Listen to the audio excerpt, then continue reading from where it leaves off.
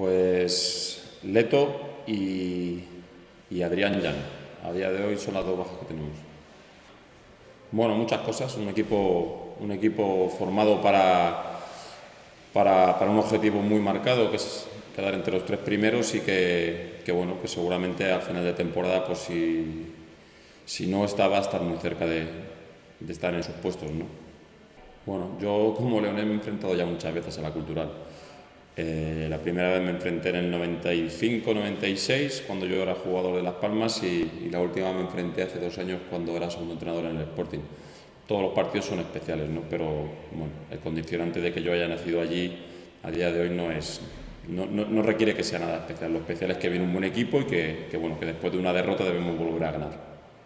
No hay que trabajar mucho, no hay que darle muchas vueltas a las derrotas. Siempre hay que mirar el siguiente partido. Cuando hemos ganado tampoco ha sido una fiesta al vestuario, sino que hemos siempre mantenido la calma, y creo que en este sentido este vestuario está muy equilibrado. Creo que eso es bueno para afrontar siempre el siguiente partido, y en este sentido el que hayamos perdido, bueno, no es que entrará dentro de lo normal, pero en una liga al final ganas, empatas y pierdes.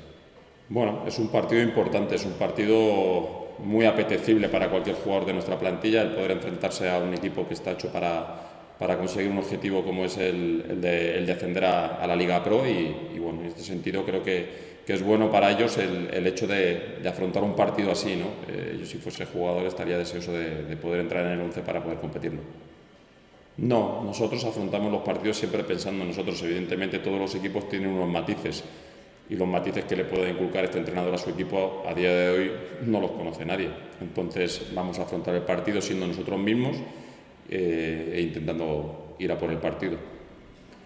Yo no creo que hayamos perdido la identidad. Nosotros fuimos a Burgos hace el penúltimo partido y fuimos a un campo ante un equipo que está llamado también, al igual que la Cultural, para pelear por estar arriba, y el equipo hizo lo que viene haciendo siempre. Fuimos a jugar a Luanco después de una semana de descanso, y el equipo posiblemente no hizo su mejor partido, o si me apuras, quizá hizo el peor partido desde que yo estoy aquí.